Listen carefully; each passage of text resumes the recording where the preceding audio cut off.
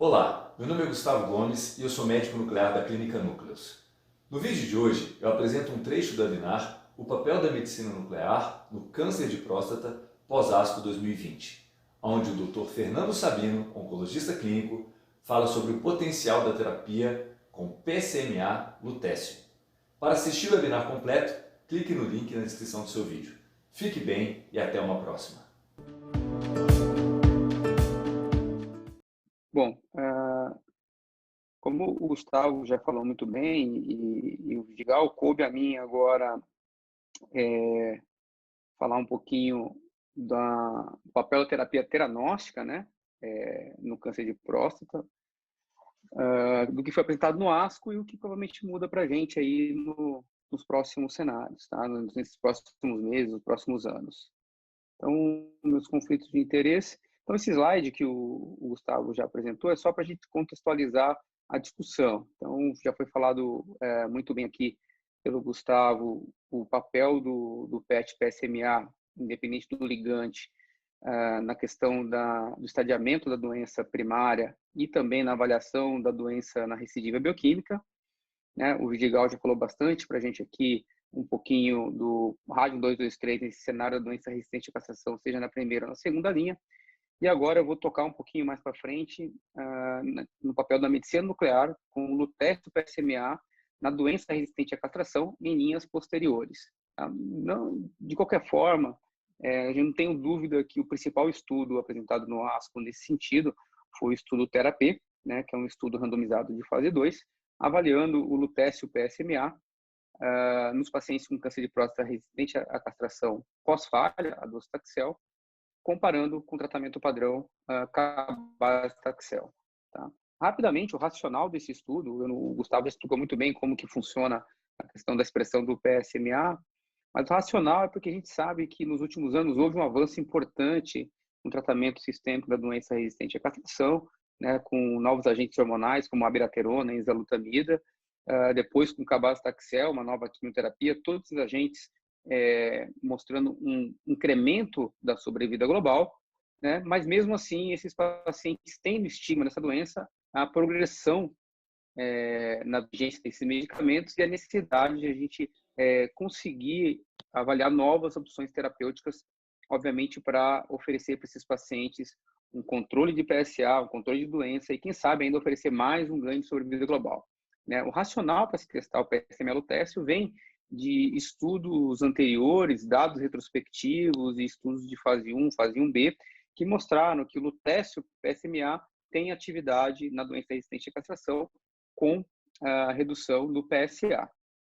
Nesse sentido, foi então desenhado esse estudo de fase 2, né, um estudo de fase 2 randomizado, que, novamente, os pacientes elegíveis eram pacientes com doença resistente à castração falha do docetaxel e que poderiam receber como tratamento posterior o cabazitaxel. Interessante nesse estudo é que os pacientes tinham que ter uma progressão pelo PSA e esse PSA total tinha que ser maior do que 20, ou seja, esse estudo ele excluiu pacientes que progrediram a docetaxel, mas tinham PSA menor do que 20. Nesse sentido, eu imagino que eles tenham selecionado melhor os pacientes e excluído os pacientes com uma doença mais indiferenciada, que a gente sabe que talvez a expressão do PSMA, mas também a produção de PSA é menor. Tá? Então, é aquele paciente que talvez se beneficie mais do lutécio. E um outro ponto importante é que os pacientes, para participar, eles tinham que ter pontos de PSMA positivo no exame. Ele não podia, e todos os pacientes eram feitos PET-FDG e PET-PSMA. Não poderia haver discordância dos pontos de captação do FDG com os pontos de captação do PSMA. Se houvesse discordância, principalmente FDG positivo e PSMA negativo, esse paciente ele era excluído do estudo. Bom, esses pacientes eram randomizados para receber, então, o PSMA-lutécio na dose de 8,5, no máximo de 6 ciclos, né? Sendo que a cada ciclo a dose do lutécio era reduzida em meio ponto, e o braço controle cabazitaxel na dose de 20 miligramas metro quadrado a cada 3 semanas por no máximo de 10 ciclos. Um ponto interessante dos pacientes que eram tratados com PSMA-lutécio é que todos eles tinham avaliação com SPECT-CT em até 24 horas a aplicação, e aqueles pacientes que tinham uma resposta excepcional no SPECT-CT, esses pacientes eles paravam a aplicação e poderiam recomeçar a aplicação na progressão, tá? Então, ou seja, era o máximo de 6 aplicações, mas tinha pacientes que receberam 1 ou 2 aplicações e tinham resposta excelente, eles eles saíam do estudo. Bom, e o que esse estudo queria avaliar? Ele queria avaliar uma taxa de resposta de PSA, uma diferença de resposta de PSA de pelo menos 20% favorável ao PSMA-Lutécio.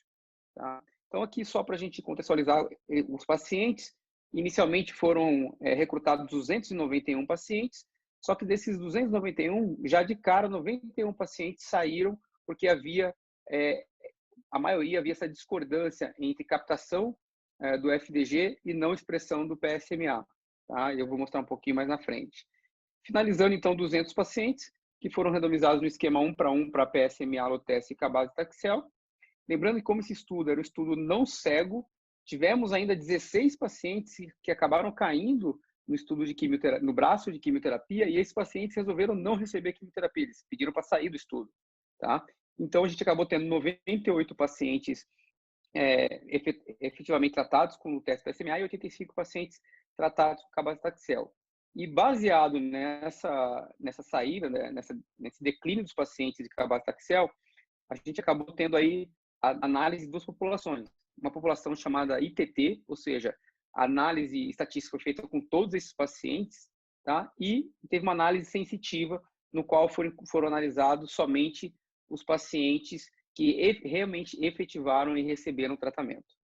Tá? Então, aqui vem um exemplo dos pacientes que foram excluídos por conta de discrepância entre o PSMA e o PET-FDG. Tá? Então, aqui a gente tem aqueles pacientes que tinham o PSMA negativo e o FDG positivo, esses pacientes foram excluídos, e tinha também aquela população que tinha PSMA positivo, tinha FDG positivo, mas tinha pontos de captação do FDG que não expressavam PSMA.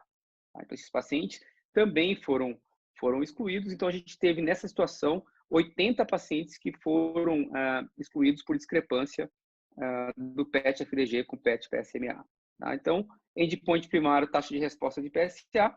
Lembrando que a gente cria o PS com a redução de PSA maior ou igual a 50%, tendo que ter uma diferença de 20% favorável ao PSMA-Lutécio em relação ao braço de quimioterapia cabazitaxel. Endpoint secundário, sobrevida livre de progressão de PSA e eventos adversos. Todos os outros endpoints, tá, que foram avaliados, taxa de objetiva, controle de dor, sobrevida livre de progressão radiológica, eles não foram apresentados nessa apresentação do ASCO e vão ser provavelmente divulgadas na publicação do estudo. Tá? Então, de maneira muito rápida, a gente tem aqui mais ou menos 90% dos pacientes também tinham recebido enzalutamida ou abiraterona, tá? Podendo ser antes sendo antes de docetaxel, e mais ou menos 50% dos pacientes tinham Gleason maior ou igual a 8. Tá? Então, endpoint primário, resposta do PSA maior que 50%. A gente vê claramente, quando a gente pega a população como um todo, tá? Ou seja, incluindo aqueles 16 pacientes que caíram no braço de quimioterapia e depois declinaram do tratamento. A gente tem uma taxa de resposta de PSA maior que 50%, de 66% para lutécio versus 37% para cabazitaxel. Então, a diferença de 20% ela foi atingida na população como um todo. E aí, a análise sensitiva, ou seja, quando a gente analisa quem realmente recebeu o tratamento, tá? Então a gente exclui aqueles 16 pacientes que saíram do braço de quimioterapia, essa diferença ainda se mantém, tá? Com uma diferença de 23%. Então, o endpoint primário do estudo ele foi atingido. O tratamento com PSMA-Lutécio, ele se mostra mais eficaz na taxa de resposta de PSA do que o cabazitaxel no braço controle. Endpoint secundário, sobrevida livre de progressão por PSA, também foi favorável para o braço de PSMA-Lutécio, com uma redução do risco de PSA da ordem de 31%, e uma separação da curva, que a gente vê claramente, a curva ela anda meio junto, mas ela realmente começa a se separar a partir de 6 meses do acompanhamento do tratamento, mostrando aí que provavelmente essa resposta de PSA do PSMA-lutécio, ela é uma resposta duradoura. Os efeitos adversos, que é um endpoint secundário do estudo, que a gente observa que em relação à neutropenia grau 3 ou mais, ou seja, aquela neutropenia que a gente tem que que o médico precisa interferir, precisa fazer alguma ação para esse paciente, seja usar granuloquínio ou eventualmente até internar o paciente ou começar antibiótico profilático, ela foi cerca de 3 vezes maior com quimioterapia do que com PSMA-lutécio. Porém, plaquetopenia grau 3 ou mais foi presente em 11% dos pacientes com PSMA-lutécio e nenhum dos pacientes com cabazitaxel. De maneira geral, os efeitos adversos do grau 3 ou mais foram muito mais frequentes com cabazitaxel, 54%, versus 35% com PSMA-lutécio, né? E a taxa de descontinuação com PSMA-lutécio foi de apenas 1% versus 4% com cabazitaxel. Então, a interpretação clínica desse trabalho é que a gente tem realmente aí uma nova classe de radiofármacos que tem aí uma alta atividade e uma baixa toxicidade, pelo menos que a gente tem evidenciado nesse estudo de fase 2. Baseado nesse estudo, isso pode representar uma opção de tratamento naqueles pacientes que eventualmente declinem de quimioterapia ou não tenham uma condição clínica para receber quimioterapia, mas lembrando que tem que ser naqueles pacientes que são altamente expressores de PSMA, ou seja, esses pacientes têm que fazer um PET PSMA antes da gente decidir se ele realmente ele é um candidato a receber o PSMA-lutécio. O que falta para a gente, se esse resultado que a gente tem nesse estudo fase 2, ele vai se refletir em ganho de sobrevida global, né? Isso a gente ainda não tem, a gente não sabe se isso reflete, tá? Então, para concluir, né, em homens com câncer de próstata resistente à castração que falharam a docetaxel e também a um agente hormonal de nova geração, abiraterona ou enzalutamida, o PSMA-lutécio ele é mais ativo, e isso a gente fala em taxa de resposta do PSA, do que cabazitaxel e aparentemente também um perfil de toxicidade melhor do que a quimioterapia. E, para não me alongar, eu separei um outro estudo bem interessante que foi apresentado em forma de pôster no ASCO, que é uma avaliação de sobrevida global de um protocolo da UCLA, que também está avaliando o PSMA-lutécio nos pacientes com câncer de próstata resistente à castração. É uma análise posterior de um estudo prospectivo de fase 2. Tá? E o que era esse estudo? Na verdade, esse é um estudo que foi feito em parceria com a UCLA e um centro de medicina nuclear do Texas, né? Era um estudo de fase 2, onde eles iam de braço único, avaliando o PSMA-lutécio, paciente resistente à castração, e que no final eles iam juntar esses pacientes e avaliar os dados. Esse estudo foi aberto em 2017, mas um ano depois ele foi fechado. E por quê? Porque esse estudo ele não tinha apoio financeiro de nenhuma empresa, ele era autofinanciado. Inclusive, uma parte dos custos do estudo ele era pago pelo próprio paciente. E por que esse estudo foi fechado? Porque durante o recrutamento foi aberto um estudo de fase 3 chamado Vision, que é um estudo que está em andamento, e os pacientes desse centro de medicina nuclear de Texas, eles foram todos, que inicialmente tinham sido recrutados para esse estudo, eles foram todos recrutados para esse estudo Vision.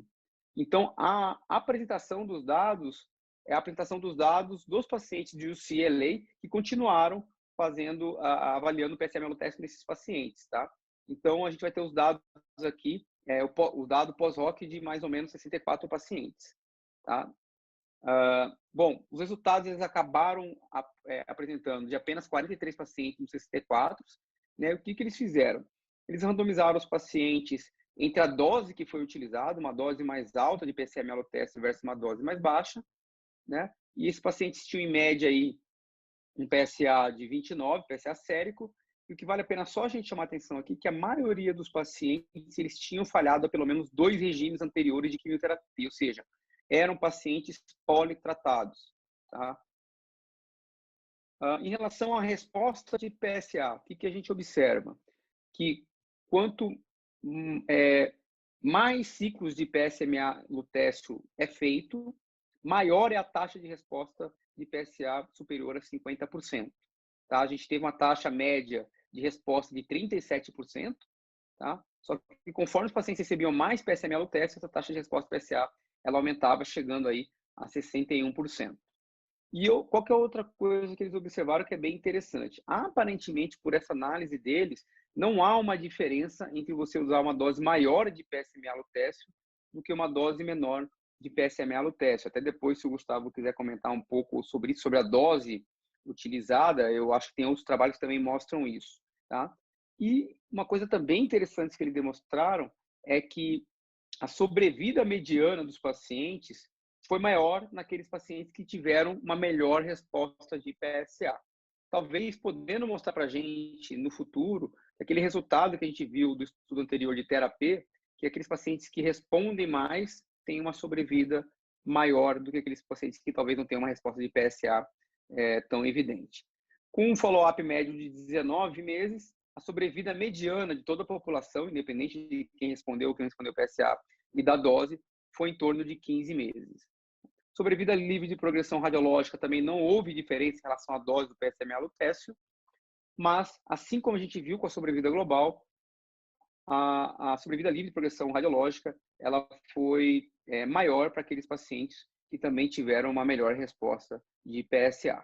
Tá? Então, também como mensagem para casa, nessa análise pós-hoc desse subgrupo desse estudo da UCLA, ou seja, da coorte somente da UCLA, tá? O tratamento com PSMA-lutécio, no estudo de fase 2, braço único, mostrou aí que após 2 ciclos de PSMA-lutécio, você pode ter taxa de resposta de PSA maior que 50% em 28% dos pacientes, e que de maneira global a gente tem uma taxa de resposta de PSA em 37% dos pacientes. A sobrevida global mediana é de 15 meses, e a sobrevida livre de progressão radiológica mediana em torno de 4 meses. Eu acho que a mensagem interessante também é que não há inicialmente uma diferença entre uma dose maior e uma dose menor de PSMA-lutécio. Né? O que a gente tem em andamento?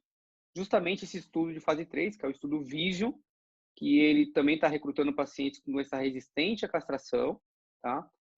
Que tenham falhado a um agente hormonal, pelo menos um agente hormonal de nova geração, a abiraterona, a enzalutamida ou a apalutamida, tá? Está randomizando esses pacientes para receber PSMA-lutécio, na dose de 7,4, por até 6 ciclos, né? Ou o melhor suporte possível para esse paciente, que aí pode ser quimioterapia ou pode ser um novo agente hormonal diferente do que o paciente recebeu anteriormente. E esse estudo é interessante porque ele tem um endpoint primário alternativo aprovado pelo FDA, que pode ser sobrevida livre de progressão radiológica ou sobrevida global, o que atingir a diferença estatística primeiro. Tá? Então, a gente espera o resultado desse estudo para saber se aquela taxa de resposta de PSA que a gente viu no estudo terapia realmente vai se reverter em um ganho de sobrevida global para esses pacientes, e aí sim a gente ter certeza que esse tratamento ele é melhor do que os tratamentos padrões agora, como quimioterapia, ou novo agente hormonal, ou inibidor da PARP. Tá? Do ponto de vista prático, que a gente tem hoje aqui em Brasília, e também em algumas cidades do Brasil, como São Paulo e Porto Alegre, a gente tem disponível o PSMA-lutécio, depois o Gustavo pode explicar um pouco melhor sobre essa logística, e que eu, particularmente, tenho utilizado naqueles pacientes que esgotaram todos os tratamentos possíveis, e a gente tem utilizado com resultados muito interessantes e muito promissor.